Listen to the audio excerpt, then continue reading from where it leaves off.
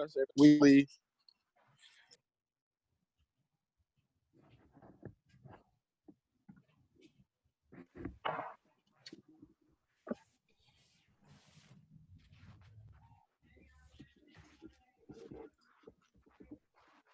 So if you're just joining and you haven't looked at the chat yet, thank you for being here. We're going to get started at 6:35. If you could drop your name, your email address, where you're calling from, and then what your current role is in the chat, and we'll get it going in a minute, actually.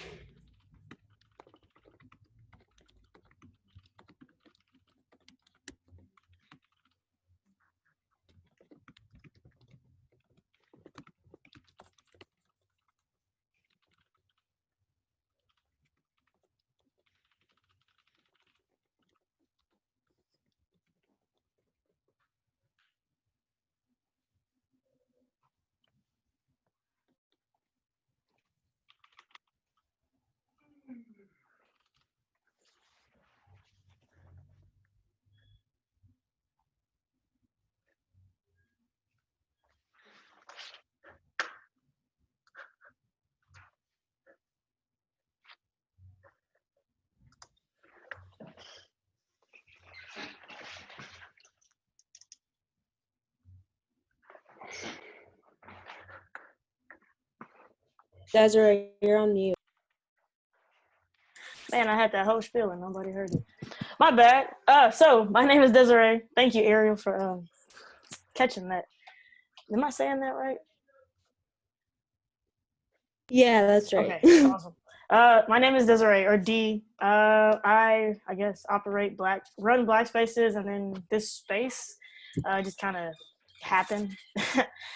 It was created to kind of give everybody, black planners especially, a space that they can talk with each other, chop it up with each other, whether it's work related, non-work related, and also for non-black planners and other persons of color that, you know, whatever microaggressions you may have at work, you can talk about here. It's basically a safe space to talk about your profession as far as a student perspective, getting started, transitioning, all the things.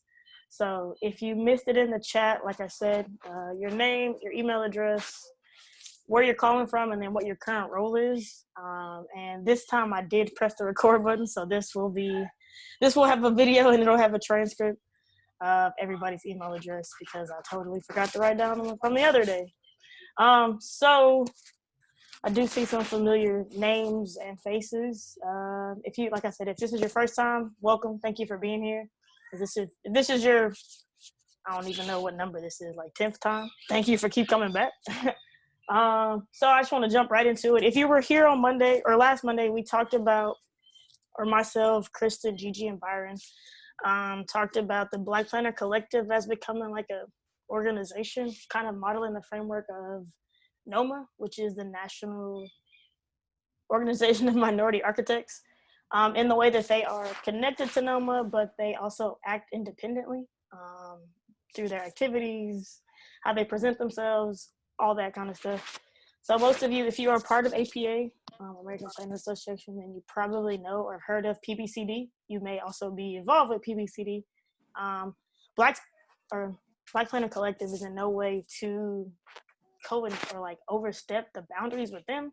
It's just to be seen more, to do more, and to kind of exist outside of APA in the sense of we don't feel like APA is quite there yet. And from what we've heard and been told, they're not. It's going to take a little bit longer to get from point A to point B in APA. So just kind of working on the technicalities of what that looks like, how it's going to be framed, if we're going to go all the way through with it, like having an organization and a membership kind of thing. I know I see Kristen. If you want to speak more to that, feel free. I said I was going to take notes, but I didn't. My bad. think you're muted. Possibly.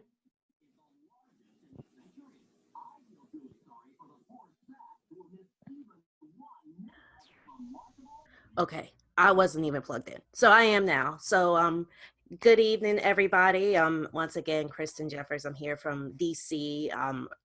Originally from North Carolina. I have, of course, many of you know about my platform, The Black Urbanist, which I've been working on for the better part of a decade now. And so just to kind of give a little bit of an introduction about how all of us kind of came together on this. A lot of us who've been kind of spearheading efforts have been in the position where we've been creating platforms.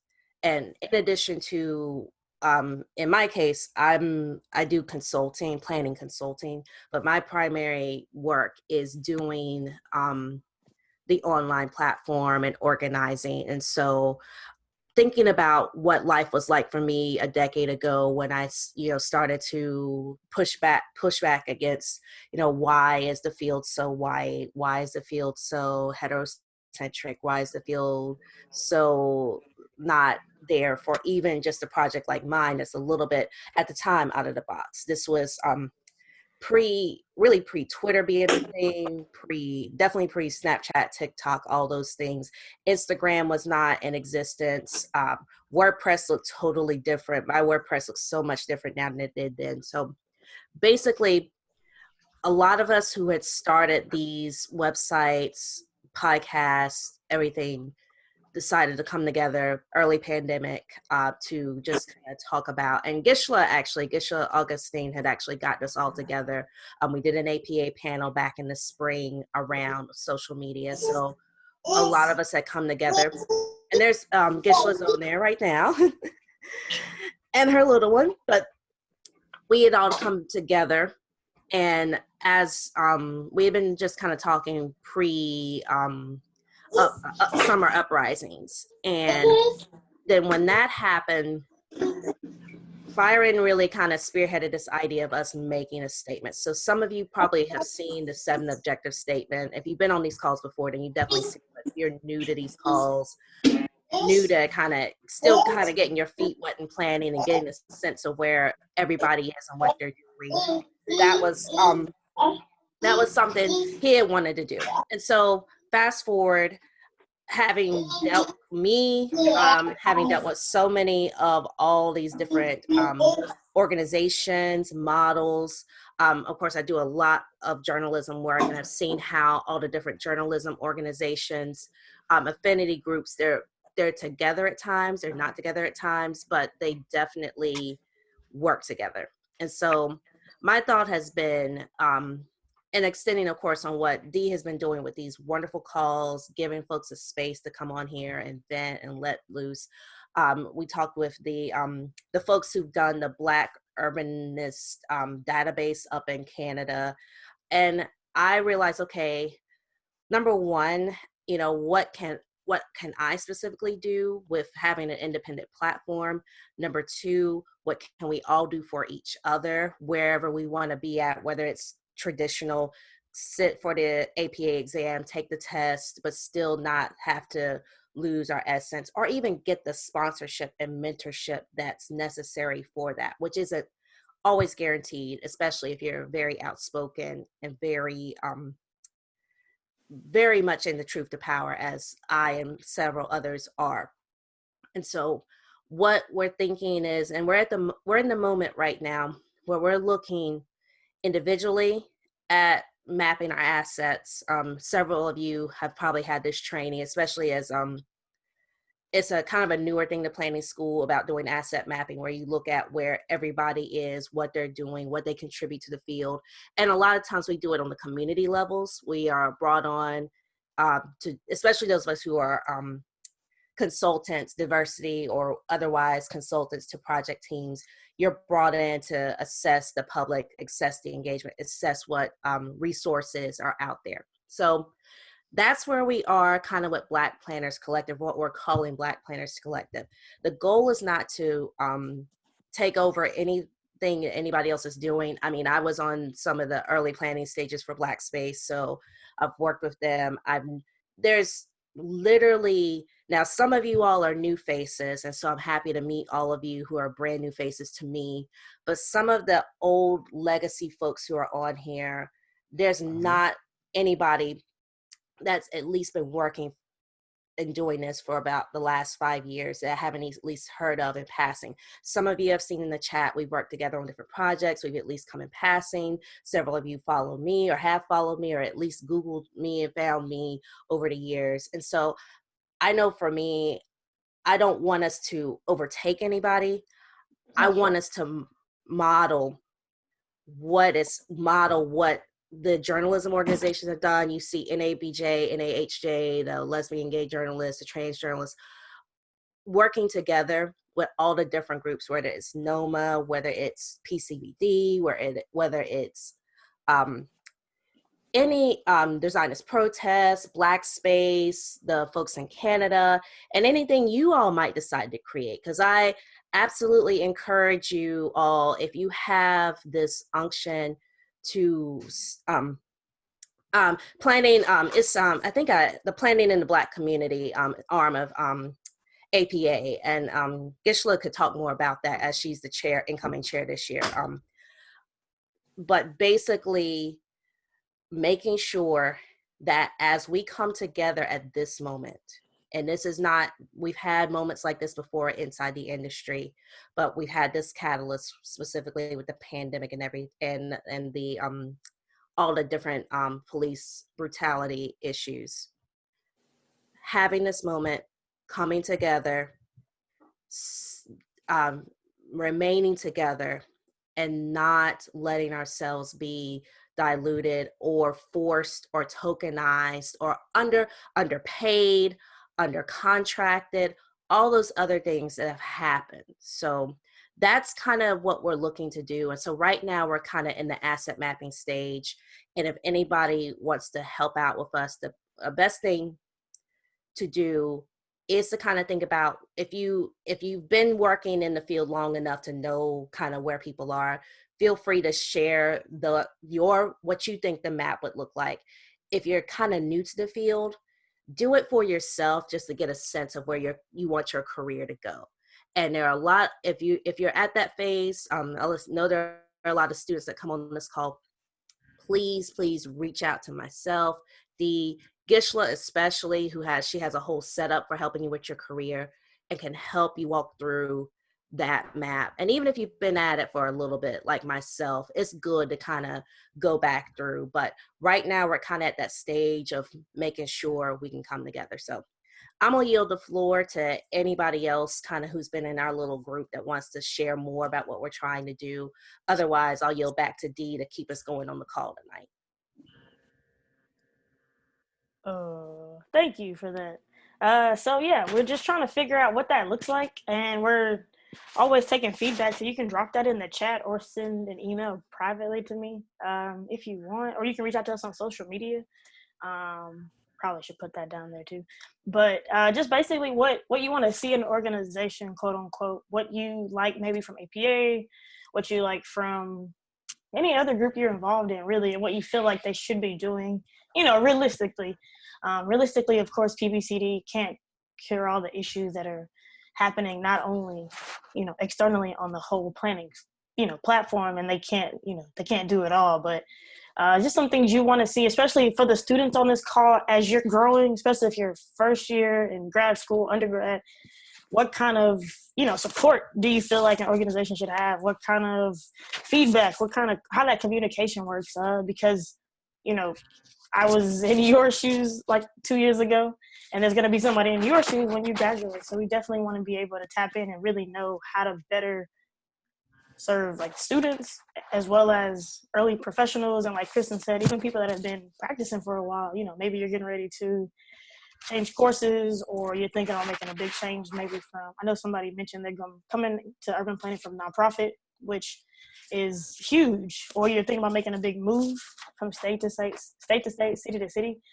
So any feedback about what you want to see from that, and then like Kristen said, if you're interested in being a part of like that, structuring everything, feel free to reach out to myself, her, Gigi, or Byron's not on the call right now, but his Instagram is at Black and Urban. I'll drop that in the chat as well.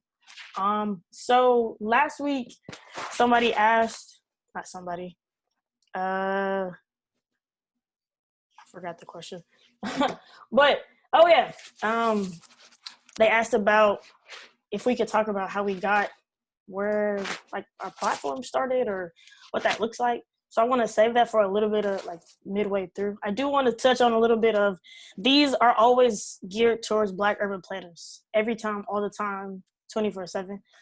But like Kristen mentioned, there are other realms of people out there that I do want to touch, like other people of color, so Hispanic, international, Native American, Indigenous, basically everybody that's included in BIPOC. And as these calls have grown, still want Black people to be the focus. Like your voices are amplified the most, but I also want those voices of other persons of color to feel like this is a safe space for them as well. I noticed in the chat there's a lot of students on this call, so I do want to hear from y'all early on as kind of like where you are in your school. What do you need right now as far as like guidance or reassurance, and also from like early planners, any feedback or any comments on that really before we just kind of jump into our real agenda. Yeah, so I'm a first year master's student at U of M, getting my master's in urban and regional planning. I did urban studies and planning for undergrad at Wayne State, which is here in Detroit. So I'm not super new to the industry and to the sphere. I've definitely been pretty active in planning spaces here in Detroit. Being in grad school during the pandemic is really weird.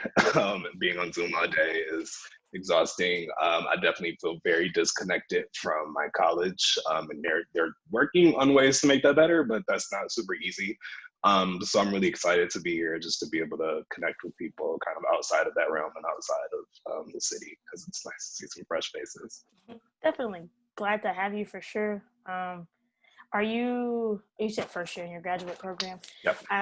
Do you have like a specialization area maybe? I had a much better idea of what I wanted to do with my life before the pandemic started. I'm still definitely working through that. I definitely have to make a decision about what my concentration is going to be soon-ish. I'm interested in all the things, but I'm not sure what it is that I really want to zoom in on yet. So I'm definitely interested in any like guidance of how people came to decide what part of planning they really want to focus in on. Okay, cool. Thank you for sharing that. If anybody wants to jump in on that and tag in, if you kind of how you determined what was going to be quote unquote your lane, what you decided was, all right, this is my piece of planning legacy that I want to start and kind of run with it from there. Feel free to share. I'll jump in. Hi everyone, my name is Ariel. I was on the call about 2 weeks ago, so same story basically from Paul. This is I haven't started yet. I was accepted into the George Washington University Sustainable Urban Planning program, so I start my semester in January 11th, my first semester in that degree. Right now I'm working for Montgomery County Parks in Maryland as a food systems fellow. So I'm working under the community garden program manager. So I have a hospitality in food culinary background.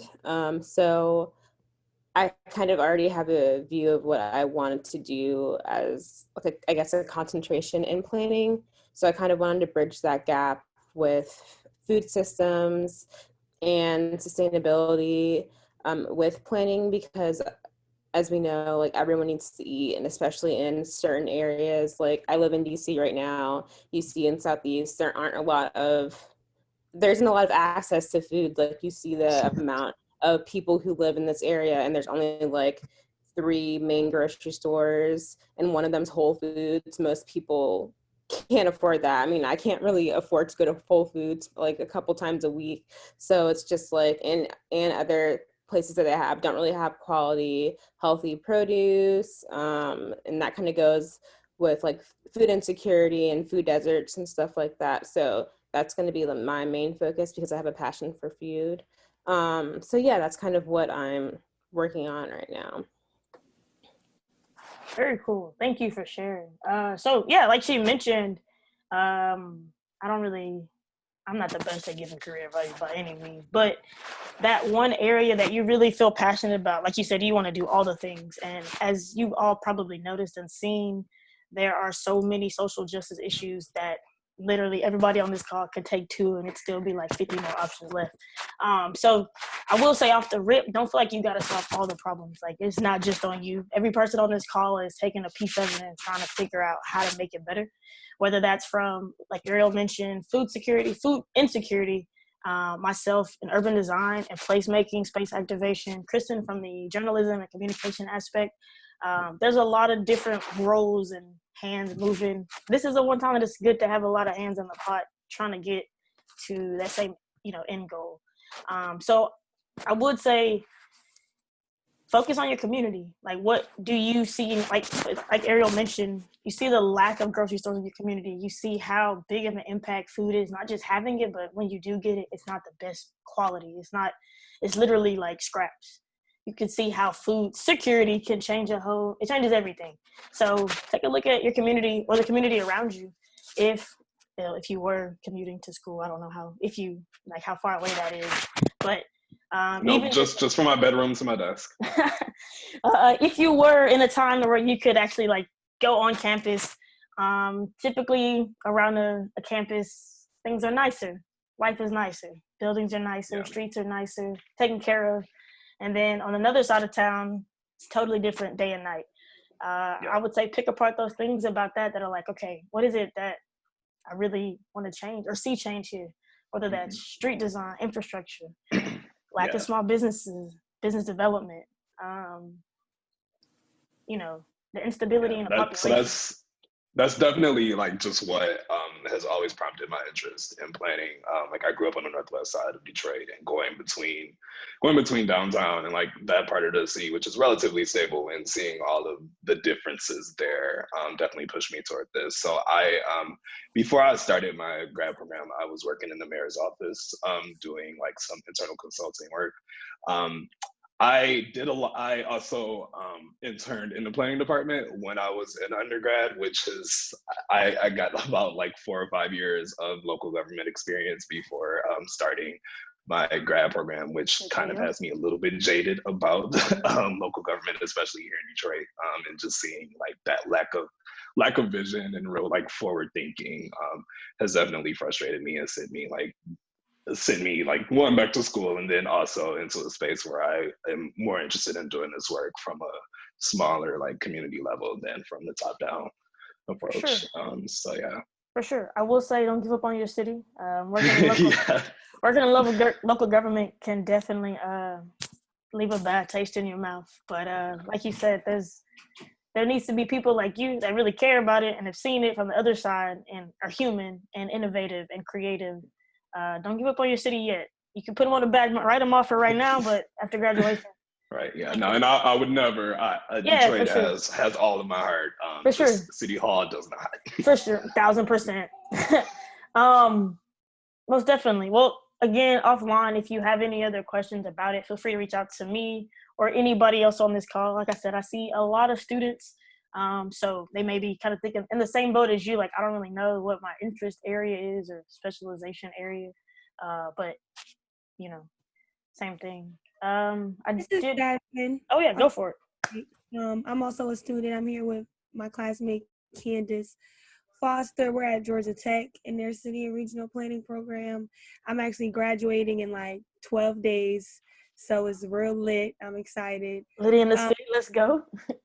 But yeah, I think that everything everyone said is really important. I say don't be afraid to take internships that aren't paid if you can finesse it financially. I know that's a really hard thing for people to do, but I had to work at Macy's and at Chick-fil-A while I was taking an unpaid internship just so I could get the experience. So I know that's a really hard thing for a lot of people because you need to get paid for your time. But if you can finesse it to work at other places while you get this valuable experience, then that's a good way to really figure out what's you're going to be your interest area. Yeah, and Candace and I are part of a group called Black Lady Planners, which is at Georgia Tech. If anyone is interested in going there in the next school year, we can talk about the program there and all the things happening. Oh, thank you. So first of all, congratulations. Turn up for the one time. Second of all, I know this is going to sound super cliche, but what's next? You going to stay in Georgia? You trying to go outside the state? What's So up? I'm already not in Georgia. Oh, stupid. When the pandemic happened, I left Atlanta with the quickness because it was terminating and it made no sense for me to pay rent and take virtual classes. So I came home. This is my childhood bedroom. Lived forever. So yeah, I got a job in housing finance with the state of New Jersey. So I'll be doing, I work for an affordable housing agency that's like quasi-governmental. So looking forward to that in January. Very cool. Very dope. So like she said, follow them. Y'all are on Instagram, I believe. I think I follow them on Instagram. And that right there is kind of like your best example of getting your undergrad or graduate degree in this particular field it's a nonstop hustle. You always gonna be hustling, whether it's trying to hustle to get internships, trying to hustle to be seen, trying to hustle. And when I say be seen, I mean for people to take you, like to understand your value even before you know your value. This profession is always gonna be about hustling because that's to me kind of like how you gonna get from point A to point B. And like she mentioned, yes, value your time, know your worth, but sometimes you're gonna have to take that unpaid internship just to put it on your resume, just to say you have that experience, and just to be able to see stuff from a different side. Like Paul mentioned, once you see it from the city side, you ain't gonna never want to work in local government ever again in your life. But you saw it, and that's experience that if an employer sees it, they'll think, oh man, they really put that time in for free. So it does get tricky trying to finesse the idea of, dang, I don't really want to work for free, but you gotta do what you gotta do, make some shake. And that's, to me at least, urban planning is always about making some shake, especially from a Black lens, in the sense of when it comes to what everybody talks about, racial redlining, zoning, housing issues, affordable housing. That's right now as a collective of Black urban planners and Black people trying to finesse the system to have just like the slightest piece of the pie because we didn't have it. Or at least it wasn't awarded to us in a way that it is to other demographics. So you're constantly finessing, constantly getting people, finesse your jobs. That way you can do more, you can be in the community more if that's what you're into as far as like interacting and being seen. So I definitely appreciate you sharing that. That's real-time talk from somebody that's about to graduate, you know what I'm saying? Anybody else, student or early practicing professional that wants to chime in on that or have 2 cents on that? Hey, Desiree. Oh, go ahead. Sorry. You got it. Okay, I'll just be real quick since Jasmine already shouted me out. Hey, my name is Candace. I'm a second-year MCRP student graduating in the spring. Right now, I'm a transportation intern at a consulting firm. And I would just love to hear y'all's thoughts about, working for a private consulting firm because I enjoy it and it's a really small firm. But I feel like it's not exactly what I thought it would be. And I realize now I really want to work more community engagement, that sort of side, which I don't really get at a transportation firm. So, yeah. All right, we'll come back to that. Jalen, go ahead. Hi, my name is Jalen. I'm here in Boston. I graduated from the University of Massachusetts, Boston, Urban Planning and Community Development graduate program with a concentration in housing. My question would be to Desiree. Could you, for the younger and those in graduate school now, could you touch on your specific experiences in public and local government and why it left a bad taste in your mouth from a planning perspective or from a Black planning perspective? Okay, I will. Let me see. All right, Wise, go ahead. I'll answer all of these at once. I'll try to. I'm Wise. I am a senior at the University of North Texas. We're actually the first undergraduate urban planning program in Texas. right now I'm I think my boss is in here. I'm interning for a private firm down in Houston. Luckily, I get to work remotely, so that's cool. And I'm seeing I'm seeing it from like the private sector standpoint, and yeah, like it's a cool learning experience and all that. I'm still iffy about grad school. I kind of want to try my luck to see if I can, finesse something, like you said, hustle something out without that master's degree. But if not, really, it's the one thing kind of stopping me is going into more debt. But yeah. Cool. Yes, your boss is on this call actually. Thank you for being here, Carlos. So, like Jasmine said, if you don't got to get the master's, don't. We didn't have an undergrad program, and I didn't really know what I wanted to do when I graduated undergrad. So that's why I went back to school. And I had experience just from doing stuff, like being in the community, but people wanted to see it on paper. You have a very unique degree, especially in Texas, because y'all are the first and right now the only program that I know that's undergrad. So if you can finesse it, do it. And because you're able to work remotely right now with Carlos and then in Houston, you're learning a lot from a city that probably has more going on than what you see in the DFW. It's probably all types of different cases and stuff. So I would say write that out as long as possible. If you can juggle after graduation, that internship as well as a job here, do that. I'm not gonna say put off grad school, but if you don't need it, don't don't put it on yourself, for sure.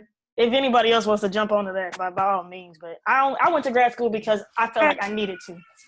Yeah, I have an undergrad degree in planning from Rutgers University. I think that was the first undergrad degree in Jersey. If you go to grad school, don't get an MCRP degree because it's super repetitive of what your undergrad planning degree. And when you look at I would say ask really carefully about the syllabus that you're going to be receiving, because I found that it's very repetitive. Even from going from my undergrad program at Rutgers in planning to my grad program in planning at Georgia Tech, if I could do it again, I would get a different related degree like public administration or architecture or something different that gives me a different skill set, because I think it's very repetitive, the undergrad degree and the MCRP degree. Just piggyback off of that. Yeah, prior to the major being introduced, I was a geography major, so I knew I wanted to be a planner. I just planned on getting my master's in it. But yeah, like since you brought up that point, I was thinking that the other day. I was like, it might be redundant to get a grad degree in what I'm doing for undergrad, but yeah, kind of still It's so versatile. People do it planning with public administration, with engineering. So like, you don't, as long as you have that related experience, I think you'll be straight. But see how the workforce goes, and if you find you can't, move up or find anything, then go back to school. But I would really be critical of, is the degree going to add any value to what I already know? X. Yeah. Let me so my undergrad is in communication. My graduate is in public affairs, which is basically an integrated form of public admin and public policy. When I went for the second round, now my teachers told me definitely don't do a master's in journalism for the very same reason you're hearing the same advice for planning. A lot of those things repeat themselves. So you don't go into anything, especially since you're going to be spending money. Even if you get it full ride, you're going to be spending money if you have to change cities or you have to front yourself for an internship or you got a room board, all that stuff. Check your syllabuses. Think hard about what you really want to do, which has also been echoed. But I do want to put on here that part of what I'm hoping that we're doing is making it a little easier, especially for those of us as Black folks. A lot of our skill sets, like I like to say that what brought me to this field was just the dinner table. We would talk about the land we had in our family. We would talk about where people were moving to, who had this and who had that. And what I've noticed over this last decade, and I know folks who've been working in this longer than me will back me up, white folks can get a piece of money, they can get a piece of land, and next thing you know, it's a park, it's a apartment building, it's mixed use, it's got some ties to the city's latched on to whoever this developer is. And so much of what we do, and I know my local government people will know this because they probably had to run the papers for it. So much happens at city council, at county commission, at planning commission. And some of those people don't even know what a doorknob is. I'm serious. So don't sell yourself short of what you know to do. If you are already out here doing community projects, if you've already announced, if you've already organized something, whether it's getting people to the polls or creating a garden or getting your families land together or getting your neighborhood, like your neighbors together, you've already done some kind of planning and community organizing, and it is applicable. Now, the one thing about going back to planning school and getting the paperwork is that when you're in situations where paperwork matters, like those of you who want to get a taste of government, a taste of private contracting. And once again, the private contractors are really, a lot of it's just conglomerations of white folks that have gotten the money, that have gotten the privilege of doing that. And a lot of times you're either sitting in the chair doing all their busy work, or you're like I'm often am, you're on there to make them look like MWBE. Somebody just said AICP. I think if you're getting started, and I know the folks who are working on taking the test can jump in and tell me about the value of that. For me, I've done a lot of legwork. I feel like I've created this platform. And of course, taking the test when I was in school, you couldn't just walk out of a public administration program or public affairs or anything that wasn't a actual planning program and take the test. APA has at least done that where they fixed it. So taking the test, like the written essays, multiple choice, is super easy. It's just another test you would take while you're in school. And then you can start partnering with people who will write the kind of essays, pick the kind of projects that you need that will make sure that certification happens.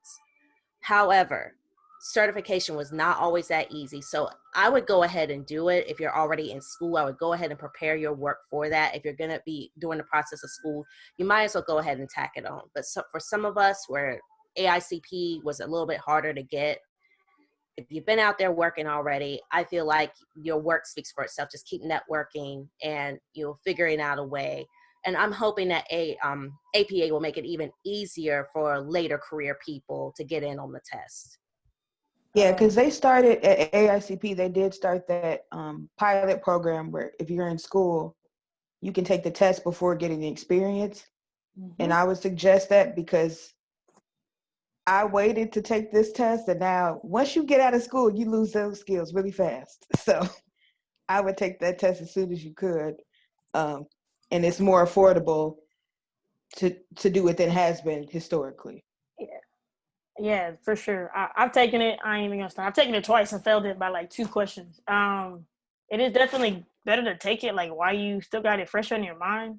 I will say it's not so much real world planning. It's like history. It's stuff that you wouldn't even think they would really want to know, but they do. Like Jasmine mentioned, if you can, I dropped the link for the pilot program. If you're in school or you just graduated, yeah, hop on that opportunity. It's super cheap. Try to get your job to pay for it. And try to milk that student membership and do that as long as you can, to either get it knocked out in however many tries it takes. So it's definitely worth it if you're in school right now. As far as myself, I'm not worried about it too much right now. I am focused on the Congress for New Urbanism one just because I'm more into urban design for myself. So the CNUA, when the next cycle of that starts up, then I'll probably be looking to take that. Somebody asked about LEAD. I don't have it, but I heard it's good. And then Rachel commented that she has it. I don't know what the other letters mean, but I'm sure it's important. So I'm going to click on Bilal, and I'm going to circle back to Jalen and Candace's question. So Bilal, go ahead. And Jasmine, thank you for that, dropping that, reminding me about that. Good afternoon, everybody. My name is Bilal Walker. I'm, checking in from Newark, New Jersey. I have a background in marketing, and when I graduated from Montclair State, I went to work for a charter school network where I just became really invested in looking at, interventions for underserved communities. creating frameworks and programs that, meet the needs of our young people, and just early interventions for families that may be going through poverty or, neglect, whatever the case may be. And so I just continue to find myself more and more aligned to urban planning. Recently just did a creative placemaking project where my wife and I transformed a vacant property in the city into an urban farm, and had done some similar projects throughout the city. So I'm in a master's program for child policy. And I'm just, curious if there are any other educators that see themselves going to more towards like becoming a resource strategist, or, having a background in community, but really wanting to take a focus on understanding the, the intricacies of urban planning so that you can carry out the work from a different lens. Dope. I did. In the chat, I saw Michelle. This is on my screen up here, but I don't know where you are. But social work, maybe. I think if I read that right in the chat. So she may be able to speak more to that. If anybody else has something to it, hold on.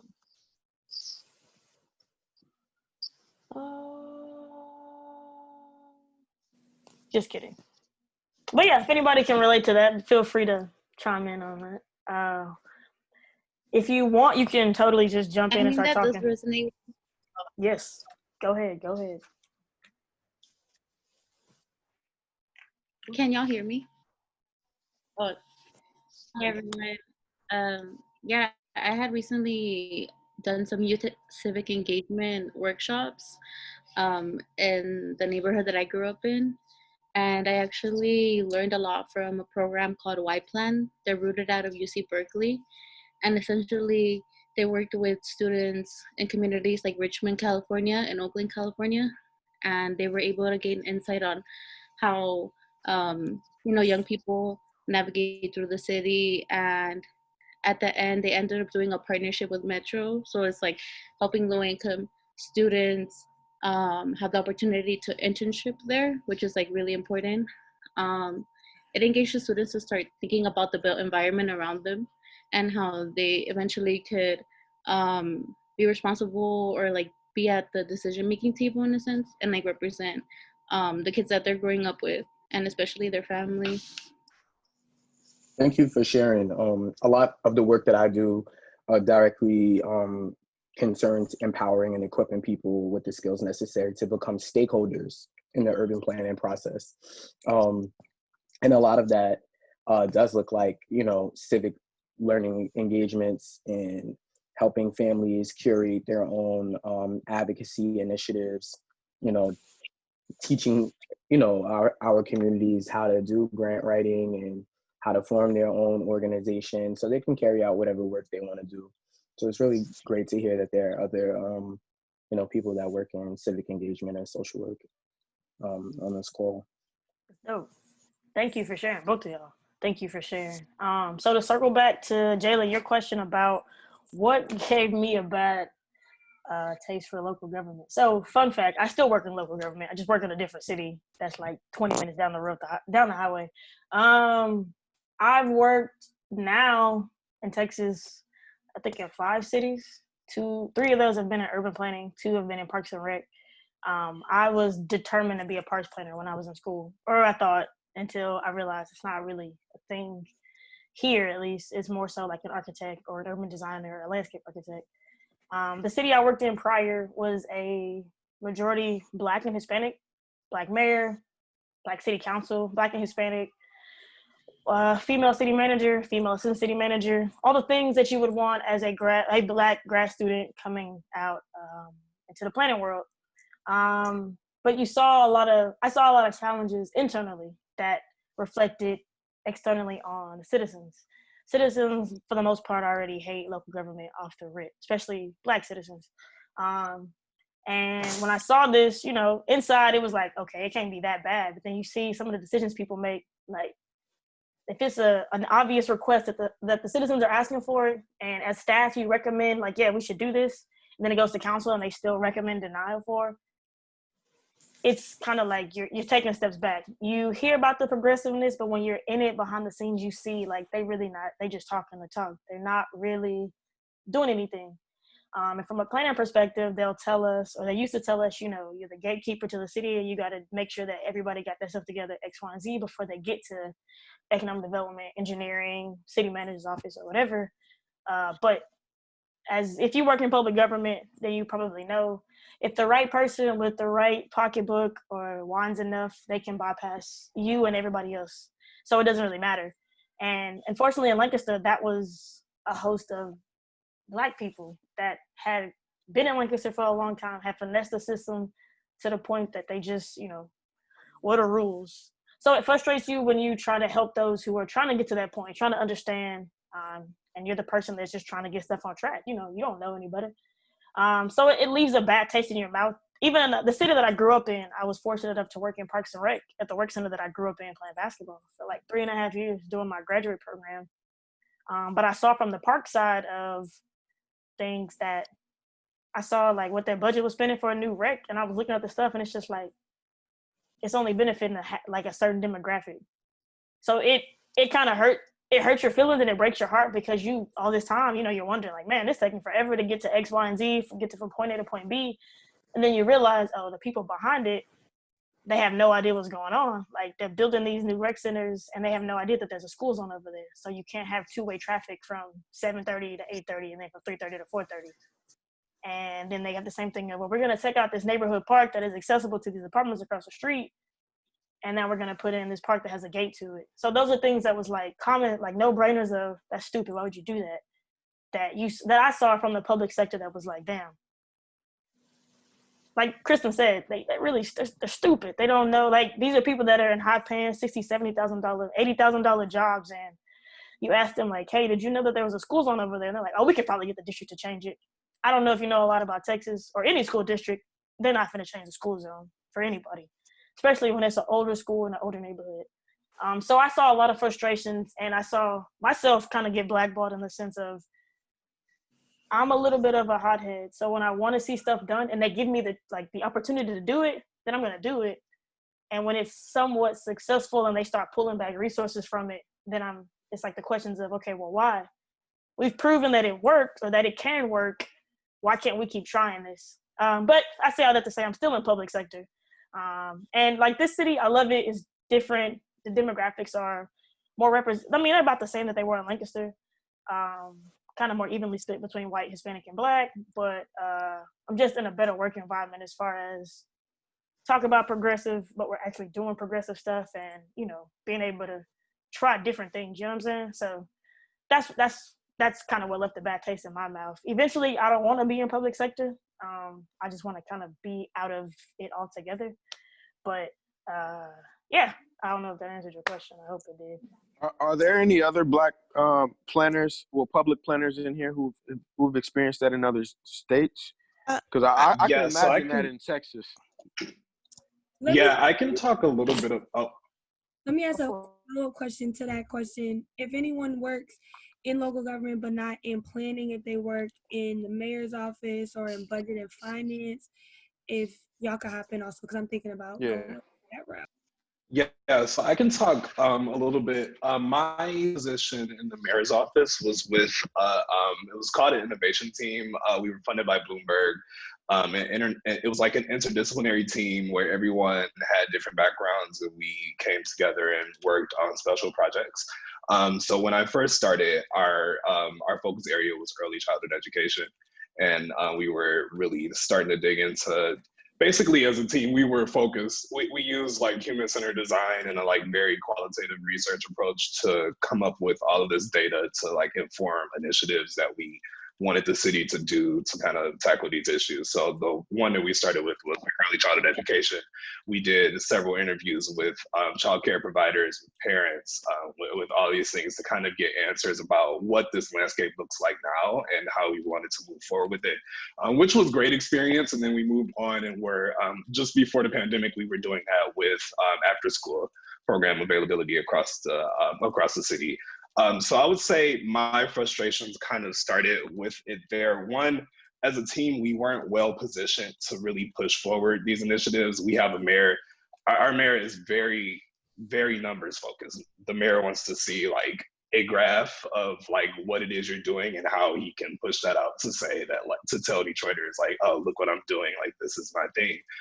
So there are I started to notice a lot of instances where like the city was getting ahead of itself on these types of initiatives and not really thinking through what the impact was going to be. There was a point where we were interviewing, this was one of my early breaking points where we went to one of the city's after school centers and we're interviewing students there. Like we were interviewing like 3rd through 5th graders about like what their after school experience was. And we were talking to them and staff, and there was when the city was like putting together these after school centers, there was no thought about like behavioral health. There was no thought about like these kids are going through trauma and they're coming into these spaces and have all types of things going on. And the city is like just pushing this like initiative into neighborhoods that's not actually meeting their needs. So I think that was one of my really early ones. And then on the planning side of things, before I started in the mayor's office, there was just Maurice Cox was planning director at that time, like when I first started, and he brought a lot of outsiders into the city, into the department, and became very, very much not liked by Detroiters for that reason and for just the way that he was interacting with people during community meetings.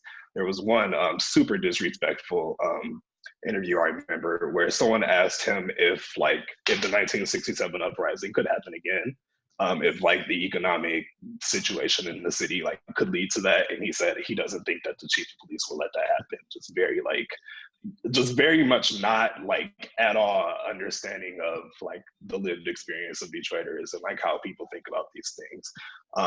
And so like those things kind of started to add up to where I was seeing that there are a lot of people in Detroit's local government who care a lot about the city and who want to do this work and like have a real commitment to it, but they don't work for people who do. There was and this will be my last story, but there was an initiative started this year called Equity Council, where there are these like different subgroups that are working on, I want to say it's land, housing, employment, and something else, but I was in a land group, and the current director of planning was in that group. And he started the meeting one day saying that we needed to, this was supposed to be like more of a program where like the city is working on long-term things to really address equity issues. And he started this meeting saying if we weren't like working in a way that we could hand deliver like initiatives to the mayor that he could like push forward politically, that he was not interested in like any of the work that we were doing if that was not like what our main priority was. So just kind of, I think I started to see how like people get caught in just the cog of like local government, of like local politics, and prioritize that ahead of what actually needs to happen. And there's a lot of like very important like things that need to happen to push Detroit forward, and I just didn't really see them happening there in City Hall. Yeah, that's pretty much from the local government side, you see a lot of the moving pieces, and you see a lot of the stall outs. You see why things stall. There's actually physical hand stalling things. On the outside, it looks like it's policy, but it's people. It's really like people stalling it out, whether it's, so I know so-and-so didn't vote for me for that last mayor, election. So I'm going to hold on this policy because they really back it. Those were things that I saw happening at Lancaster. There were council members who would vote no on certain things that were beneficial, but because this other council member voted against something that they wanted to push, it was just a stalemate. Ultimately, that hurts everybody. It hurts the citizens. The mayor, the council members, these are people that are pushing for houses on 2-acre lots. They don't mean they're in a position to where they've stopped caring, so to speak, or they've lost touch with reality in the sense of those things are not realistic for the people that you serve. So to Jasmine's question about budget and finance, I haven't, but I know the people that worked in Lancaster, there was questions about our finances as far as we were doing like a remodel, and they were spending like buku money on our break room, but we all still had to share split cubicles, and we all printed from one printer. So I can't say personally from working it, but from seeing it from the other side as far as where we spend our money in the sense of Like I brought my own second screen because I had to wait 3 months after the new fiscal year started, which is normal. But to ask and have to like pull up, I was almost like presenting to my mom for Christmas. I had to pull up like 4 different monitors, what they cost, what they look like, what's the resolution. Like it gets to the point that you gotta beg for like basic necessities, and you shouldn't, because you need those things to do your job appropriately. So, not to deter anybody in here from doing local government, like it's definitely passion work, but you do get to a point of, you know, is this enough for you? Is this I once, yeah, I once I heard a would panel where someone said that everyone should do their time in local government, and I definitely think of it that way. everyone should do their time in education. I think in this work, I would strongly advise, based on like the passions that I hear from you all, that if you, really have a passion for understanding like the intricacies of why people need to live the way that they live so that they could have healthier lives, then understanding like what's really going on in our communities as it relates to like early childhood education, visiting these organizations, building partnerships, and taking the additional time to really connect with community stakeholders.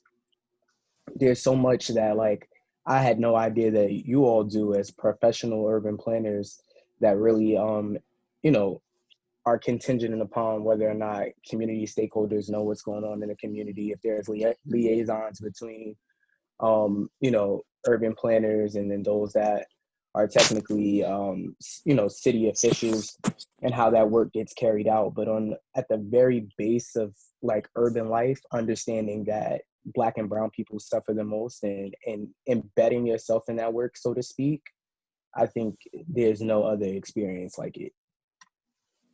Yeah, so I'll add to that and say that historically the public planning departments they've always followed the rational planning model. A lot of you in graduate school will hear about that, or you might have heard about that throughout, but it's just this top-down planning model, and we've been trying to overcome that for so long. I remember I was in a planning conference like 2 years ago in Buffalo, and I asked a few public planners, I'm like, how do you all deal with bureaucracy and navigating that?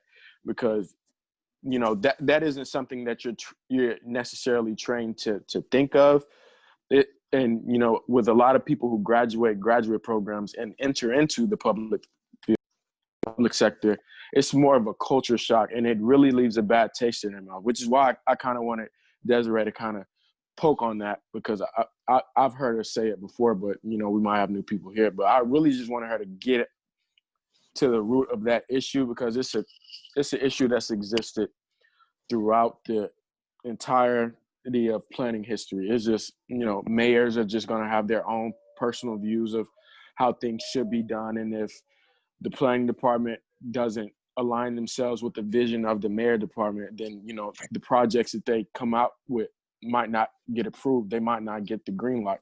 So, as a black planner, I could just only imagine how frustrating that is for public planners. And to be honest, it's the reason that I haven't really just kind of sought after a public planning job just yet. Even though I do want to try it, it's the reason I've kind of just had cold feet, just dealing with that, and just knowing how planners before me and after me are dealing with it currently. So thank you for that, Desiree. For sure. Can I hop in here real quick? Sure. I don't know where that came from. Oh, yeah, go ahead. I'm gonna get to your question, Candace, I swear. Am I cutting somebody off, or was somebody else speaking? You can go, and then she can go. Yeah. Okay. I'm just gonna touch on a few things that I feel like everybody has already addressed, but my name is Lauren. My background, so I got my master's in regional and community planning from Kansas State University. I studied, my master's thesis was about connections to parks for African American women specifically, and how they can be physically active because we are disproportionately affected by obesity and diabetes and things like that. And so very focused on parks. Had the opportunity to do unpaid internship in Fairfax County, Virginia, while I was in college, and then graduated and worked for the Department of Interior, and I did AmeriCorps, so I got like some nonprofit experience, which I enjoyed. And what I learned from that was that work is very fulfilling, and that you have to be a starter, at least where I was, because the organization was just getting started. And so you create everything, which is fun in the sense that you have freedom to do what you want, but it's also stressful because there's no blueprint. So you just have to figure things out. So while I was in college, my professors were all like, do private sector and do public sector. You want to see what both are about. But all of the people in my class were like, absolutely not, like private sector all the way, that's where the money is. And so I knew I wanted to do that in the end, but once I left the nonprofit, I worked for private sector, learned a bunch of things that I didn't learn in college. And then I worked for a city after that, and it was the worst experience of my life, to say the least. Not just because of the work I was doing was fine, but it's the office environment and some of the things you mentioned about the having to look up multiple prices for different things is just like unacceptable. And I was going to accept an award for a conference, and I kind of feel like I was a token, but that's a whole nother story. But it's for like diversity and inclusion while they're like harassing me openly at work. So that was an issue, but I had to look up all these flights if I wanted to go just get the award for them. And I felt like this is too much in the end, and it didn't work out anyway. So, so now I'm back in the private sector and I'm loving it. So I think that, yes, seeing all these different experiences and doing them can make you more well-rounded and a better planner, but also just go with your gut. And if you know you're not going to like something, don't just do it because it needs to get done. And the last thing I'll share is that I am the chair for a subcommittee for African American workplace inclusion. It's a long title for APA Texas, and we're doing a survey of Black planners to just hear about their experiences. So if you are interested in participating, I can reach out to you privately. Just shoot me your email. Thank you, guys. And then Ray, thank you for sharing also, by the way. Yeah, I just wanted to hop in really quick and kind of double down on what Kristen and Dee has said about local government and their experience. And I also think it ranges from city to city based on like the political will of the council you're working with. To share like a quick story, I was working in one city in North Carolina, and for a project specifically, we were presenting before the city council, and the whole building was flooded with protesters. And this Black woman who was on the council literally told everyone out of her mouth, "Y'all are here because of your white privilege," out loud in front of the building. And that was the political will of that council. I changed jobs and went to a different city in North Carolina. And based on that experience, I had a little bit of confidence that I could do some work. And my very first thing that came across my desk, I was negotiating, not fighting, but heavily negotiating with this developer. And I told him, "You can't leave this negotiation unless you give me this sidewalk." We were arguing over a sidewalk. And the next thing I know, I hear come down from the top that he had gone around the way to go and see a councilman. And that is how it goes in local government a lot of the time. It's amazing how much power developers have.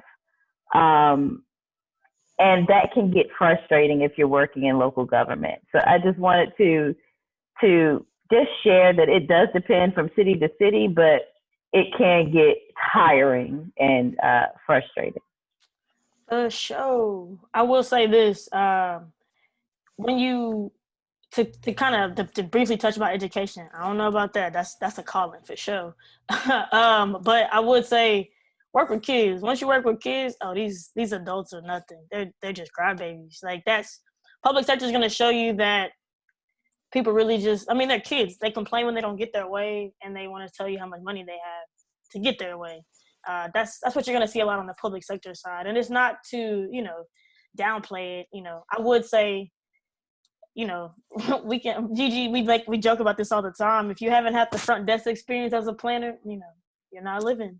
No, it's a different experience. You meet people, you talk to people. I see Daniel laughing. Yeah, front desk experience is going to change your life for sure. Because people going to frustrate you. You're going to have the same person ask you the same question probably every day. And it's what it is.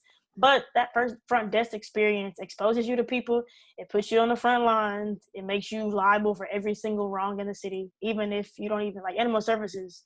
You don't even work in animal services, but it's going to be your fault because you're the first person they see, or you're the 17th person they got transferred to today. So it is what it is. I won't say keep taking that beating. You know what I'm saying? Get to if that's your breaking point, don't keep putting up with it. But you also, I know it sounds bad, but you got to come correct with people, especially men, Black and white men and Hispanic men. You got to come correct. So I got to talk to my man's like, you know what I'm saying? Like how you were talking about the sidewalk. Well, you ain't even finna argue about it. Is that he not like for me? I don't like phone calls. So if somebody calls me, I'm not gonna answer, because everybody in the world, like you said, likes to go to the mayor and city council with a phone call. But if you got an email thread, don't talk to me. It's it. It's period. But it's about navigating what works for you and what doesn't. I would say try both if you can. I've had my fair share of experience with private consultants. I did see somebody on here that works for Freeze and Nichols. I had a project with them in grad school, and I'm not a fan of Freeze and Nichols. At least the office in Texas, in Fort Worth. But try your hand at both of them. Like Lauren mentioned, ultimately your path is gonna tell you where to go. The money's gonna come. To circle back on Candace's point about being an intern, and it's different than what you expected. I was an intern in a all-white city. Like I was the only Black person in the city, period. Like I ain't even go nowhere for lunch because there was no other Black people. That's how I just sat in the car every day for lunch. So that experience my boss was super cool, but from what I had learned in school to go into that, like I just scanned all day and looked at old plats. That's all I did for like the first 6 months. Even when I got to like my next job as an actual planning tech or whatever, I didn't really nothing in my program taught me how to read site plans. Nothing in my program taught me like how to accept variances or how to negotiate with developers. There's just some things that private or public won't teach you. It'll just kind of come naturally. But as far as like that feeling of it's not what you expected, you kind of see, especially from a smaller organization and like smaller cities, you wear almost every single hat. You got to do everything. You're the office assistant, the lunch runner, the everything. So I will say like that. I won't say it's a bad experience, but it'll definitely get better. And transportation planning by far is probably the most fluid, I think, of all the planning lanes as far as transit is always changing. So steadfast, you know what I'm saying? It'll get better. But the internship, if you can bear the internship, if you can bear being in a position where you're not even getting paid, once you get the money, that's your leverage. I will say, like, don't let anybody talk to you crazy, no matter what their race is, no matter male, female, especially a mail courier that comes without a drop-off plan. Don't let them talk to you crazy. They're literally just delivery boys. Don't even. You know what I'm saying? Like, they be the main ones trying to come at you crazy. So don't let anybody, it's going to get to a point where you're just going to be like, this isn't it. I'm not happy. And unfortunately, in the public sector, your work environment can be so toxic that it makes your job toxic. It makes coming to work like you got to prep yourself before work, in the car, at lunch. Like it's to the point that you just feel like beaten. And that's what pushed me to leave my city, in the sense of I was constantly in trouble for doing the things that you're supposed to do. Like I'm a public servant. The people matter to me more than, like Paul mentioned, graphs, and they want to see numbers, and you can't quantify people's quality of life. You can't put that on a graph. You can't put that in the charts. You got to see them. You got to know them. You know what I'm saying? So for anybody out there who's like trying to determine the money, off the rip, the money is going to be in private. But from what I've heard from people that I know in private, you're going to do, excuse my French, bitch work probably for the first year. And it's some people that will gladly tell you, yes, I applied for the same private sector job 4 times and didn't get it, but I got it on the 5th try. If that's what you're into, go for it. But know your worth. You know what I'm saying? Don't. Places like Freezing Nichols, Secure Robinson, AECOM, any other big name firms are hard to get into, but you know, they all have their share of bad workplace environment. So like everybody mentioned, know if it's public sector, know what their council looks like. What are their views? What have they done in the last year? How recent are they? Like, did they just get elected? Did they just get put in? Stalk your boss on LinkedIn or Facebook, whatever. See what they be talking about. You know what I'm saying? Everybody get a little crazy on Facebook. He may be cool in the office, and then he finds out he's a Trump supporter. Then it's all weird. You know what I'm saying? Now you can't rock with it. So, you know, do your homework on people. It sounds crazy, but I'm guaranteeing you somebody looking at your LinkedIn right now like, dang. Or your Facebook like, dang. That's really how they coming. But it matters, especially on public sector, because I will say this: once you become a public sector, I won't say you're a slave to the city, but public information is crazy. Like people can get whatever they want from you, email conversations. So be cautious of that, but also, you know, check on things like that. If what that council has going in motion doesn't align with you, if something feels wrong morally, don't even put yourself in the middle of it. Because as a planner, in the planning department, we joke about it at work now. It's always our fault when stuff takes too long, but everybody loves us when it comes to fruition and it's open and it's going good. You're always gonna be the redheaded stepchild. Like, it's always your fault or it's always on you. So, yeah. And then somebody asked about. We already had the PhD conversation. I'm gonna just keep that short. I didn't want to go to school for 5 more years. That's pretty much why I stopped it. That one it wasn't about the bread, so I couldn't rock with it. But you know, if you're into it and you like the study thing and the research thing, definitely get with it. Somebody asked about any challenges or setbacks any of y'all have experienced when it came to getting into the planning field and how you overcame that. I know we pretty much kind of been chopping it up about that for the most part, but really challenges is probably, from what I've heard from most of the calls with students, is they're worried they don't have enough experience. And then how to negotiate that. We talked about this on the last call. Coming in as a new student with no real experience, you know, you're probably on the lower end of the pay spectrum, 40K, 45, whatever that is for your city or your state. But there's going to be some days where you got to go home and, you know, you might take the next day off because you just don't, you know what I'm saying? You don't know how you're going to get through it. Or it might be some days where you got to go on lunch and be like, either I'm going to set it off or they all got to die. It's just going to be a mix sometimes. So the challenges are going to be there. It's just kind of how you deal with them. Don't ever let it be to the point that it's breaking you down every single day. Like every day before you go to work, it's like you got to cry in the car, or it's like you got to cry at lunch every day. Then it's a really toxic environment probably for you. Getting into the field now, like Kristen mentioned, that's kind of what our existence is as the Black Planet Collective. As we grow to, you know, the BIPOC Collective is making those barriers of entry easier. This profession obviously takes on a ton of different hats.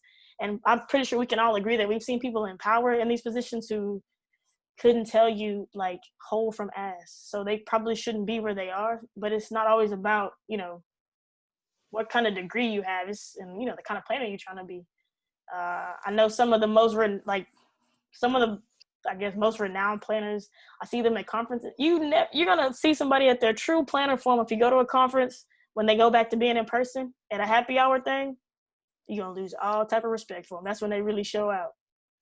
Because some of those people are literally they've just been knowing the right person this whole time, and they just been in the right place at the right moment. Your favorite planner, your favorite urbanist, your favorite whatever, probably ain't even got an MPA.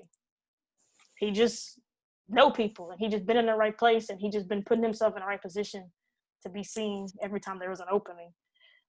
So those challenges are going to be there. It's just kind of like, you're going to take it on and just, I wouldn't say quit every time the challenge comes on, but trying to find creative ways to get around it. That really helps having an open-minded boss, being able to talk about that, being able to talk about, you know, what that looks like, what those challenges, and then being able to have an open conversation with him or her about, I feel like X, Y, and Z, how can I get from this to this? And if you're trying to enter the field, definitely tap in with a mentor. I think APA has a program where they'll set you up with a mentor based on, you know, your interests, your area, all that. So I definitely will look into that. Or any of these lovely faces here, if they're willing, that could be one too. Uh, and I will shout out Daniel. He's here from Louisiana. I did my thesis on a very small town in Louisiana that my family's from, as far as not having access to everyday resources like water, utilities, and things like that. And if you know anything about Louisiana, their way of government is pretty much made up and it changes every single day. So shout out to Daniel. Thank you for being here. And oh yes, Zakiya emailed me. I didn't forget. I wrote it down.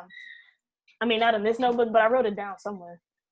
She asked just kind of to pick y'all's brains about, with the new president-elect, how that'll transform HUD and what that looks like with the new administration and the role as planners that we should have to ensure that they're held accountable in order to have urban communities thrive. So I'm gonna fall back and let her talk about that, or let y'all chop it up. What you think what do you think the new administration should hold us accountable for, and what should we be looking for as far as HUD has a big role in how these things change? And of course, the last administration made some pretty heavy changes to HUD that had a bigger impact than people probably recognized or realized. But yeah, I'm gonna let you take the floor on that one. Sure. So my background is in sociology. Like Jasmine, I'm from New Jersey and I studied at the Blountstown School, but I got my degree in sociology because I started taking it in high school. And one of my first projects was to tour my town. I'm from Maplewood in South Orange, which is a very interesting town in that we have a lot of resources, but we're surrounded by a lot of inner cities. And so my sociology teacher in high school created this tour for us to actually go around our town and see the lack of resources in certain areas of where we lived. And there were people that I grew up with that literally didn't go to certain parts of our town, which they were from.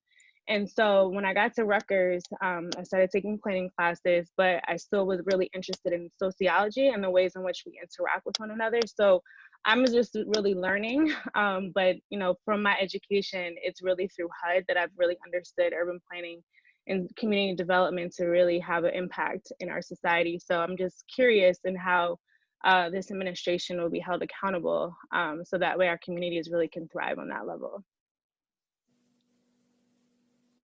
I'll say that I saw some of the news articles for who Biden is considering, and I've been living in Atlanta for the past 2 years, and I don't think that the mayor of Atlanta should be on that list. The city is struggling with the housing affordability crisis.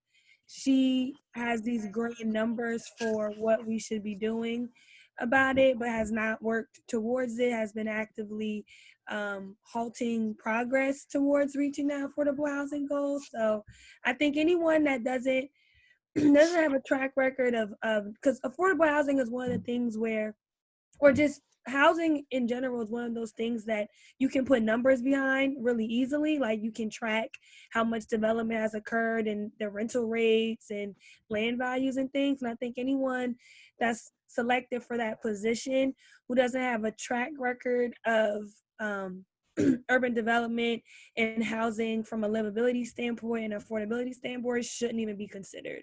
And I really wish that the same way that we get to vote for the president, we get to vote for the people that they pick on their cabinet, like, because it seems that's where all the policy decisions happen. Like, I used to work for the Federal Department of Transportation. I see how the Secretary of DOT like really influences their policy decisions, and I think people need to be picking those people, not just Congress and the president, because they make all the final decisions.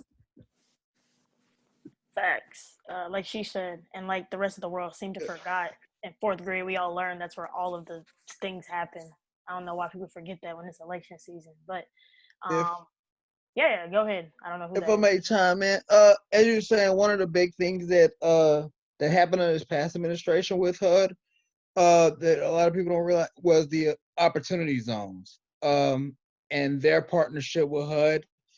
So I think that will be a big issue as far as being able to reverse that under the new administration. And also with certain Democratic administration, like we see with Crime Bill coming in, them using that to come off as a liberal aspect of cleaning up neighborhoods and the effect that that would have on certain low-income neighborhoods. I think that'd be the biggest thing to watch, is how they use those opportunity zones to affect low-income neighborhoods through HUD. That's a good point. I hate opportunity zones. I think they don't even exist because you can't find no information. You can't research, and every white developer in the world, that's all they ever ask for is what are your opportunity zones. And when you tell them we don't have any or they haven't been outlined, there's no point to try to figure out zones for them now. Even in cities where they are outlined, like in Atlanta, the Invest Atlanta, which is our economic development, they have a very thorough opportunity zone program. And they're just already in areas that were going to be gentrified anyway. They're adjacent to downtown or adjacent to Midtown, or they are Georgia Tech, or they are University of Georgia. And I think the process that I think everyone, when you talk to people who are Trump people, particularly people of color who are Trump people, and they use opportunity zones as like a positive thing that the administration did, that's when I kind of like wipe my hands with the conversation, because if you look at the policy, it wasn't at all designed to actually help the community. It's definitely another investment tool with a side effect of helping communities maybe. And so, yeah, I wrote a whole paper on that for class, so I'm gonna read it. Yeah, shoot that to me. Because I mean, like, that was a good point that you brought up. The opportunity zones are not helping the community. Is like a very small caveat that is, like Wise said, is really just another tax write-off. Like, if once the one benefit of working in the local government, you really see like what these big corporations get to write off as far as, like, dang, if Amazon come, bro, they gonna take up a good 20-some acres and they ain't gonna have to pay taxes for a good 5 years. And the fact that Amazon jobs can probably get you maybe a 1-bedroom studio in Grand Prairie, definitely not in Dallas. But opportunity zones, like Jasmine mentioned, are areas that have already been outlined in the city's comp plan. They've literally just maybe drawn like a darker red line around them. So they're not hitting the areas that probably really need that development. They're not hitting the spots that really need business growth and, business activation. It's areas that were already kind of pinpointed to be activated. So that's ain't even worth like it's not even a valid argument with people as far as opportunity zones, because if you weren't already afforded the opportunity, you're still left out of the conversation. You didn't know that this was already slated for economic development X amount of years ago. I will. Jasmine and Michelle asked about if anybody's involved with any planning cooperatives. I'm not, but if anybody is, feel free to drop them or mention them or shout them out. And then what you said about the crime bill, I think it is going to be a refined way of policing in communities. Sorry, there's a baby in the background in my house. When people ask me about policing and CP-TED, I think I haven't seen it done in a very positive way that is consistent. I haven't seen it done in a way that is actually beneficial. I think neighborhood policing is just it still has the word policing in it. So it's not really, it's going to give police more of a reason to be in a neighborhood to ride around on patrol. It's not going to do anything more beneficial than what the crime bill itself did not do. So those were really good points that you brought up. Somebody mentioned about The Color of Law. Yes, if you haven't read it, that's what everybody that wants to be woke right now is reading. It's a good book, despite that, but you should definitely read it. It touches on some things that you probably may have learned in planning school. Some of it I didn't learn, but I just kind of, I guess, researching and planning history or whatever.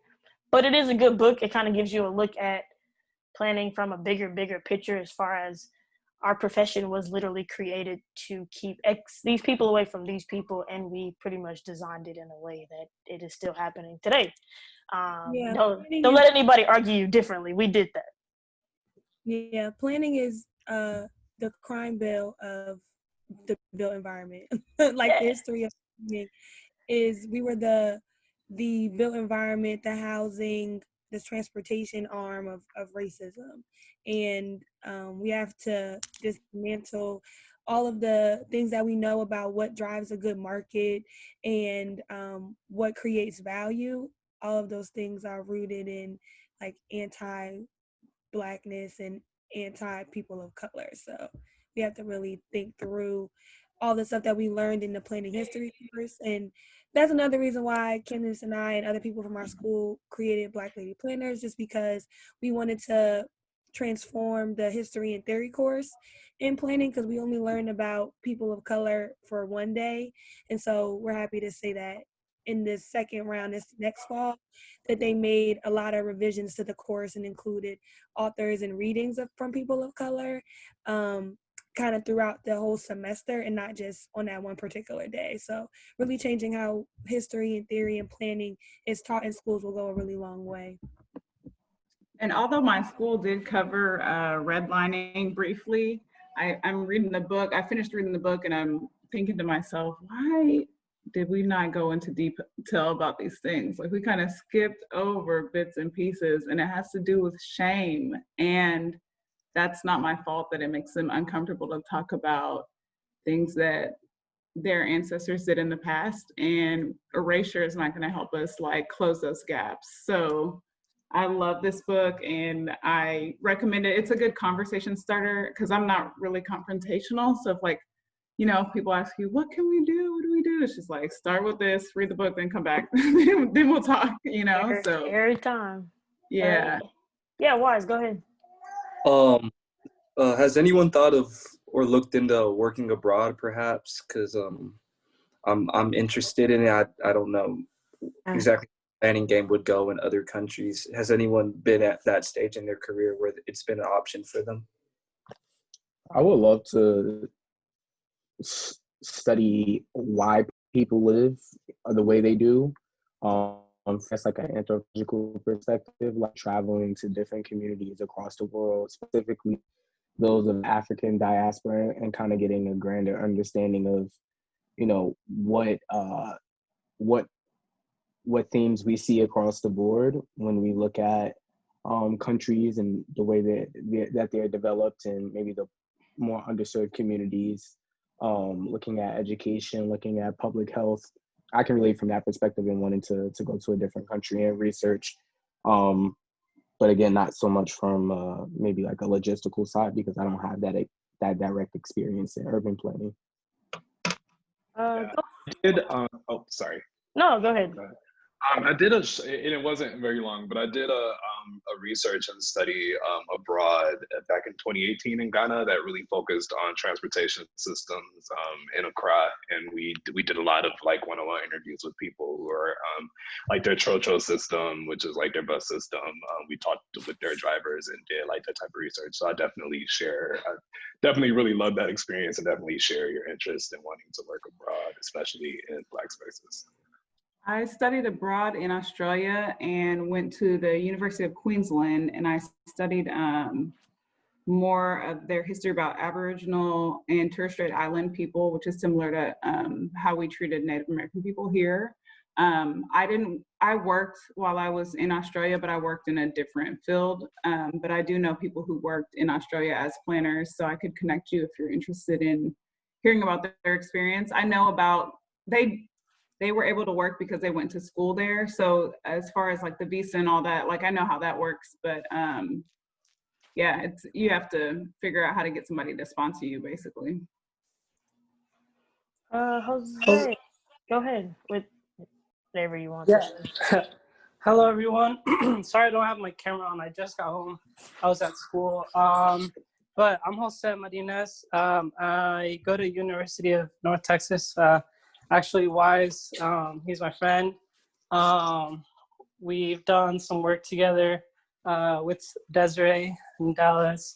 But what I know about, urban planning abroad, I've actually been really interested in it, like since I was little, specifically like in the United Nations and the like habitat program that they have.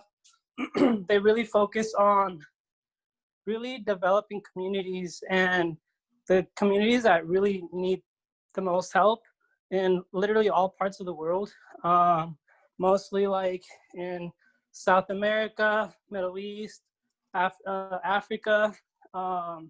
And so, I mean, this is for Wise. I mean, look into, they sometimes post job postings, and the TA for our land use transportation class, with our class, he actually, and our teacher, he works at the World Bank, And he told me, always look into those jobs, because some of those, they look into like entry level or at least associate planners. So once you have like some kind of experience and you can really build on that, and you have, the willingness to really want to help the developing communities, and, you really want to put in that effort to actually go abroad or work remotely, you should look into that. It's pretty cool. Thank you, everybody, for sharing about the international. I don't know nothing about it, but luckily some other people do. Jasmine, go ahead. I know you said it's not related to that, but. Hey everyone, my name is Jasmine as well. I've been confused this whole call. But I'm actually a city planner in Chicago. And my comment was kind of relating to the crime bill discussion, because when the crime bill first came out, a lot of Black politicians, and actually the Black Caucus, was in support of it.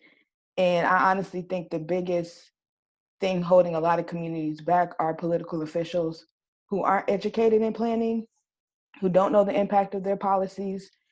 I mean, how many people in Congress have read The Color of Law or know the impact of these policies in the long term and the decisions they're making day to day? So I don't know if it's my calling specifically, but I think the planners need to get more politically, civically engaged and become these officials, go on these commissions, become the people that are making these decisions, because we have the expertise and the knowledge to make more informed decisions. So that's just what I would say. But I'm kind of frustrated. I do work for the city, and I halfway enjoy my job, because I know I give people voices that probably wouldn't have it if I wasn't there. And I kind of joined thinking, if you're not at the table, you're on the menu. But now I'm like, we need to throw the whole table out and replace it with a couch. And so what's the point of the whole thing? So yeah, it's definitely a balancing act for sure. But I think we need to get in positions where we're actually making some decisions, or doing a better job of educating these political officials and urban planning policies. For sure. I'm glad you mentioned that. Daniel had dropped it in the chat. How do you get more Black and other young people of color involved in boards and commissions? I will honestly say I don't even do. I mean, I do stuff, but not like boards and commission, because I don't like the political side of it, and I'm guilty of that because I just don't. But that is from what Daniel and Jasmine said, like, it's us, it's people that look like us, people that think like us, that can be the next council person or alderman, whatever it's called in your city or state. Like Jasmine said, I don't know if that's my call, and it may be somebody else's on here, as far as how do you get those kids involved or young adults involved, in the sense of, okay, they can be the next change maker, and make sure that when they get in there, they don't change course. Because like Jasmine mentioned, sometimes we see Black people get into a position like the Black Caucus, and they forget, oh, I'm Black, and also, like, I got a community to serve, and I completely forgot about that now that I'm in this position. So I definitely think that is a good question. And to piggyback off of Bilal's earlier comment, it's really about educating the community and residents too, because it's people that's electing these officials for 20 plus years, and the officials haven't done nothing for them. And I don't think people realize how they're supposed to be working for you. Like, you can demand more of them. But I don't think that people know how much power they do have and what decisions they can input on. So it's just an education piece all around. For sure. And that's. Could I speak on this real quick? Go for it. So my name's Upney. It's the first meeting I've been able to join. I met with Desiree a couple weeks ago. But when I hear boards and commissions, I don't always just think about the planning boards and commissions that exist. I start to think about, somebody mentioned it a few minutes ago about education. So I serve on the board of one of the community colleges here in the DMV. And the reason I was able to get into that is because there's an older Black woman I knew that was part of the board that really liked me, and she pulled me in. And once I got pulled in, I brought in a couple other people, and they're not on the board yet, but they started becoming mentors. So they start mentoring current community college youth. And that's another way that we gotta, I think a lot of times, like as planners or just as professionals, we ISO ourselves, we silo ourselves into just planning or just policy. But we gotta realize our impact is greater than that. And a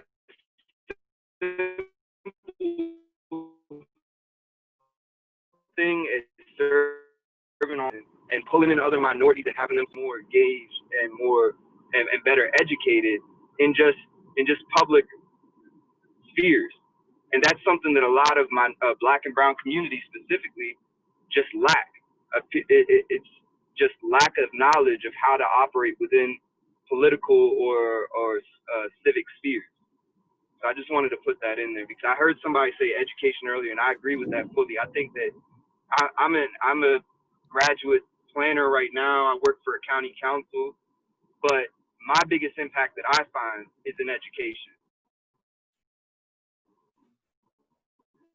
and it's with mentoring minority youth in colleges and back to other minority individuals who don't have the opportunity or somebody at home or something like that to look up to when it comes to operating within the public sphere. Yeah, for sure. Appreciate you for sharing that. And that's, I mean, I say this all the time when people are like, oh, I don't think I'm a planner. I don't think I have enough experience. Like Kristen mentioned, if you've ever organized anything, you've put together something in your community, you've been this go-to person for your community, you're a planner. Whether you feel like you are or you aren't, that is what we all do.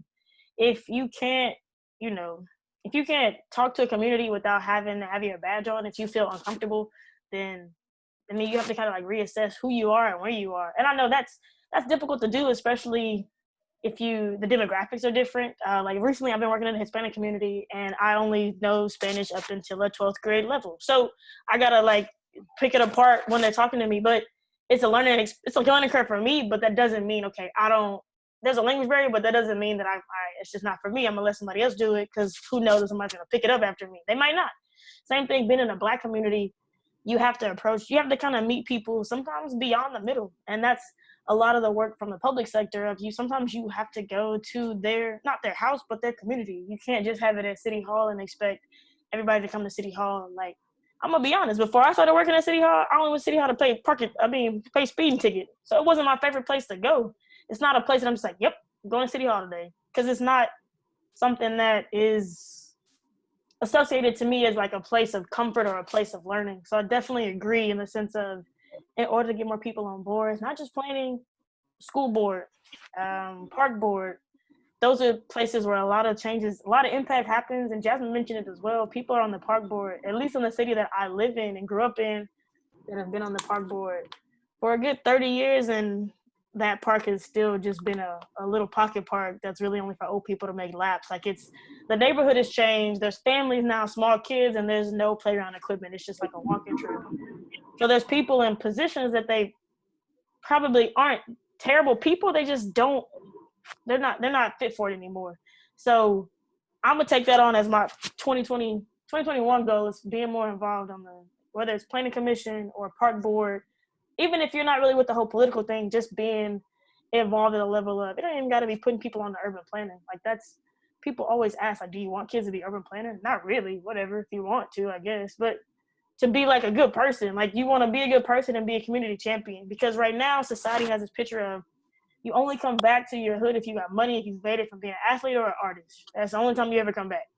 And they have impact from a financial standpoint, obviously, but from the level that we're at as urban planners, designers, social workers, teachers, like I tell my teacher friends all the time, like y'all are the real MVPs because you're with these kids 8 hours a day. You know them more than their parents do.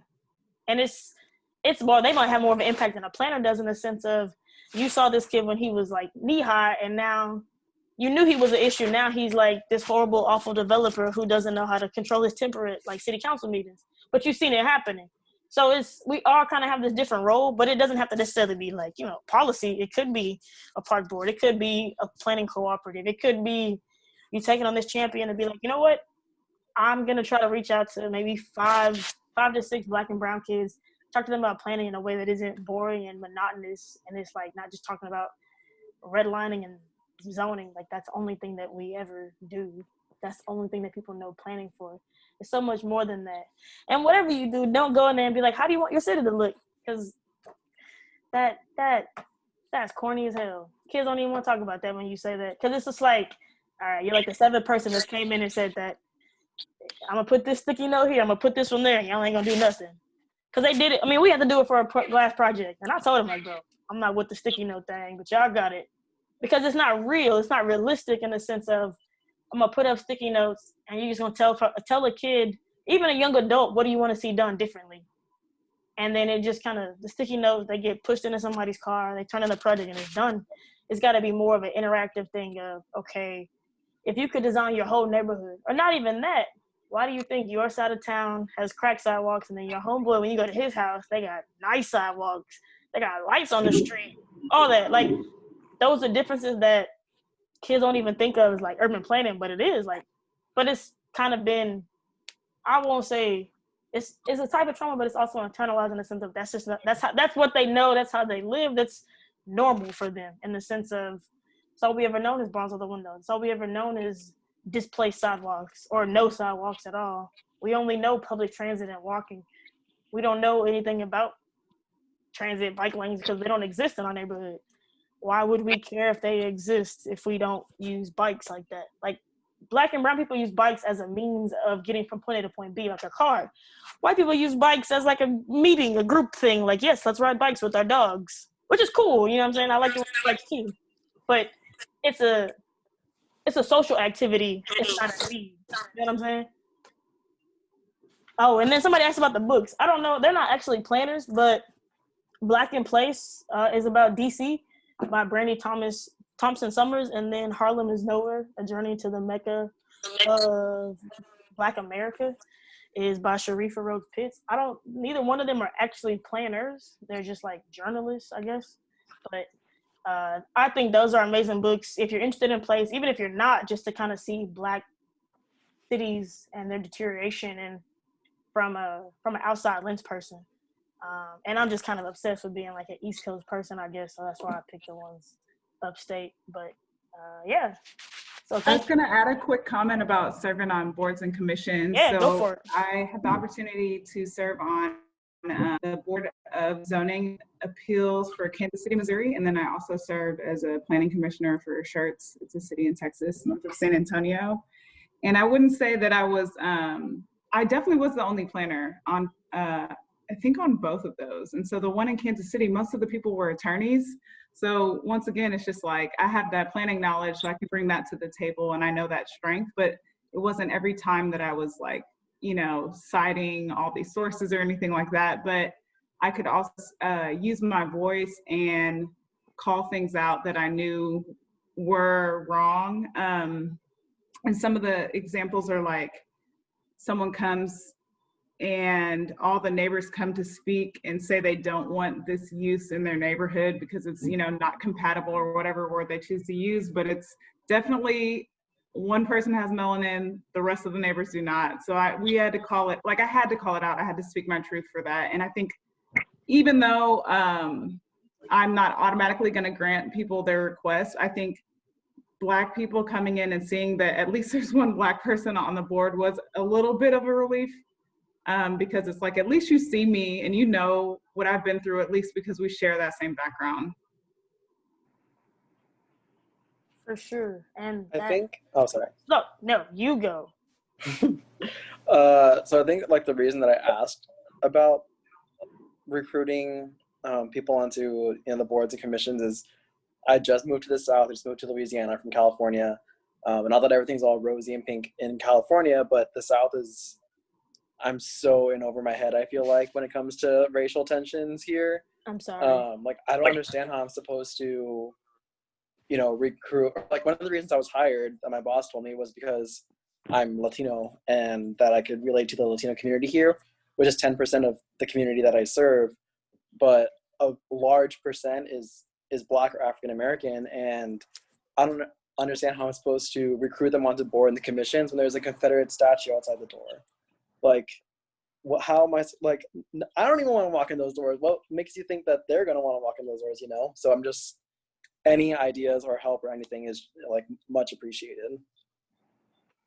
Welcome to the South. Hate that for you. But it's the reality of being anywhere that's super red. But like you mentioned, you don't even want to be there as far as with the Confederate, statues and monuments. It's one of those things of what's a better common place that you can meet people at. If there's a restaurant, or there's always a restaurant that's owned by a family and they're just really cool, then maybe that's a more comfortable spot to have people meet at, or a rec center that they already feel comfortable being in. If that's something that you can finesse and swing with your boss, like, I think maybe we should have these meetings outside of City Hall. People don't feel comfortable here. People don't want to be here. People don't feel like represented when they come to City Hall. On top of the fact that it's this huge Confederate statue sitting in front of the building, it doesn't make them feel like I'm gonna walk in the building and my voice is gonna be heard. I definitely agree with that in the sense of how can you recruit people and feel genuine about it when your own city hasn't really taken those steps to be as progressive as they say they want to be. So it's getting creative with the meeting places. It's getting creative with, how you approach people and where you meet them at. Never putting yourself in danger. Like, don't go too deep in the hood. That's a little crazy. But like a rec center or a restaurant, that's a common spot that people know of, or something like that, in the sense of this is where people feel comfortable. And obviously a place where you feel comfortable as well, being the facilitator. Because if there's anything that I've learned in this time of public meeting, people always like, they don't work. And it's like, well, it's at 4:00. Of course they don't work. Everybody's at work. Duh. That's obvious why they don't work. But then also, like when I was in Lancaster, we never had a translator. Half of the population is Hispanic. They don't know what's being said. Of course they're not gonna come. We don't have a translator. Half of our applications and the things that we have online isn't translated in Spanish either. The city I work in now has a higher Hispanic population. Most of our applications are translated into Spanish, but also we have a population of people who speak other languages besides English and Spanish. Like, you gotta meet people in the middle, and you gotta understand that if you don't have somebody that, like Lauren said, when you go to a conference and you see somebody Black, it's like, oh, all right, well, maybe I will come out of my hotel room for the next 4 days, because you feel comfortable now. You feel like, okay, I see somebody that looks like me. I feel like, okay, I can come out and be seen. And that is a hard, like Jasmine mentioned, it's a hard balancing act of, I work for the city and I want to do right, but so many people have a bad image of the city already. How do I exist as a good guy outside of this badge? And sometimes that is definitely hard to do when people have already created this notion of you on where you work. Could I add in a quick comment off that? Yeah, go for it. So, like, 2 quick comments for real. So the first one is that last night I heard this from a guest speaker from my class, is that you need to, when you're working in a community, especially a community that you're from, don't forget your own code. You know what I mean? The community code, the way that everybody speaks, the way that you go about delivering information. And one thing that she also added in was that try to convey messages that have to do with planning or policy at a level that a 10-year-old could understand. Because if a 10-year-old can understand it, then a majority of the community could probably understand it. And so you gotta, I think it's just a mix of like, all right, I'm gonna keep it 100 with you, but I'm also gonna make this as simple as possible to explain how important it is for you to be part of this. And in your situation, it might take a little bit more convincing because of the statue and everything. But just starting off with that, I think is big. And that segues into the second comment I wanted to make that has nothing to do with that for real. But I heard this from one of the guest speakers last night. Last night for one of my classes, we had three guest speakers, extremely successful Black women. Annette, I can't remember the other 2 people's names. One's from Cali, one's from Ohio, one's from the DMV, I think. And it's important for us as recent students or current students to remember that after we leave our program, we might have not learned X, Y, and Z, but we could go back and hit up our favorite professor or something and be like, hey, do you have a TA for your class? Because I want to be your TA and bring in these guest speakers, because I when I was in your class, there wasn't enough minority speakers talking. And that's something that my TA has done. Go ahead, Slim. Oh, that's something that my TA has done in my class, because she is a Black woman and she's brought in Freddie, I forget how to say his last name, the director of planning from Cleveland. She's brought in these 3 Black women planners.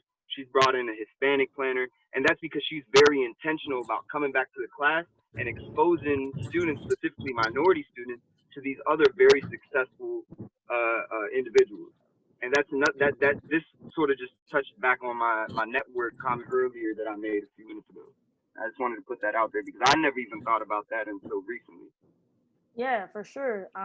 It's all about being intentional. It's finding people that really are faces of that community, so you can tap in with somebody. It's gonna be somebody that isn't really a planner, but somehow has grown to be a community organizer.